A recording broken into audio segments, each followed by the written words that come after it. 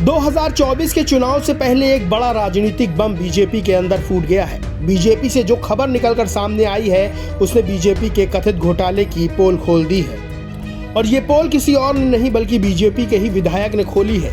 BJP विधायक ने दावा किया है कि बीजेपी की सरकार ने 40,000 करोड़ रुपए का घोटाला किया है। वहीं बीजेपी विधायक ने सीधे तौर पर बीजेपी आला कमान को धमकी दे दी है कि अगर उसके खिलाफ कार्रवाई हुई और उसे पार्टी से निकाला गया तो वो कोरोना काल में बीजेपी सरकार ने जो घोटाले किए हैं उसका काला चिट्ठा खोल देगा। बीजेपी विधायक ने सीधे तौर पर बीजेपी की सरकार पर कोरोना काल में गबन के आरोप लगा दिए हैं और गबन भी छोटा मोटा नहीं बल्कि 40,000 करोड़ के गबन का आरोप लगा है। दोस्तों जल्दी से वीडियो को लाइक करके शेयर कर लीजिए और चैनल को सब्सक्राइब कर लीजिए। दोस्तों बहुत बड़ी खबर निकलकर सामने आई है जहां कर्नाटक में बीजेपी के बीजापुर से विधायक बसन गौड़ा पाटिल ने अपनी ही पार्टी बीजेपी का काला चिट्ठा खोलकर रख दिया है कि कैसे कोरोना काल में मास्क और बेड के नाम पर 40,000 करोड़ का घोटाला किया गया।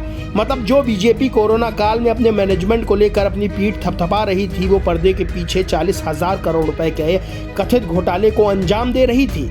बीजेपी विधायक बसन गौड़ा पाटिल ने कर्नाटक में बीजेपी की तत्कालीन येदियुरप्पा सरकार पर कोरोना काल में 40,000 करोड़ रुपए के घोटाले का गंभीर आरोप लगाया है और चेतावनी दी है कि अगर उन्हें पार्टी से निकाला गया तो वो उन लोगों के नाम उजागर कर देंगे जिन्होंने घोटाला करके पैसा लूटा और कई प्रॉपर्टियां बनाई हैं।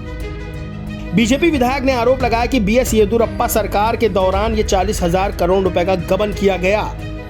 सरकार के लोगों ने हर कोरोना मरीज के लिए 8 से 10 लाख रुपए का बिल बनाया। 45 लाख रुपए वाले मास्क के दाम 485 रुपए रखे गए। वहीं बेंगलुरु में 10,000 बेड्स की व्यवस्था की गई। इसके लिए किराए पर 10,000 बेड मंगाए गए।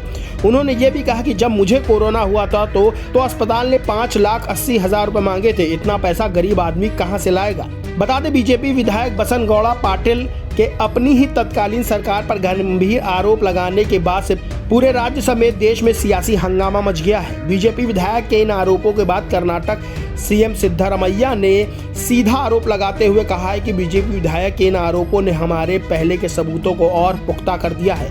उन्होंने आरोप लगाया कि भाजपा सरकार 40% कमीशन की सरकार थी। अगर हम बसन गौड़ा पाटिल यतन लाल के आरोप पर विचार करें तो ऐसा लगता है कि भ्रष्टाचार हमारे अनुमान से 10 गुना बड़ा है।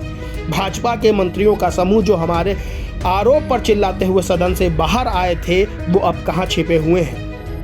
बीजेपी विधायक के आरोपों के बाद से ही बीजेपी पर तरह तरह के सवाल खड़े हो रहे हैं। जो बीजेपी कोरोना काल में खुद के मैनेजमेंट को लेकर वाहवाही लूट रही थी, क्या वो इतना बड़ा घोटाला कर रही थी? क्या जिस समय देश पर संकट के बादल मंडरा रहे थे, आम आदमी गरीब असहाय कोविड से परेशान होकर इलाज के लिए दर दर भटक रहा था, उस दौरान कर्नाटक में बीजेपी की तत्कालीन सरकार से जुड़े लोग खुलेआम लोगों को लूट रहे थे? क्या ताली और थाली की गूंज में 40,000 करोड़ के बड़े घोटाले को छुपाया गया?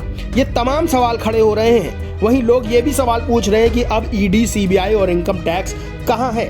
दोस्तों इस खबर में इतना ही। इस पूरे मामले पर आपका क्या कहना है? बीजेपी विधायक ने जो आरोप लगाए उस पर आपका क्या कहना है, क्या मानना है, कमेंट करके जरूर बताएं।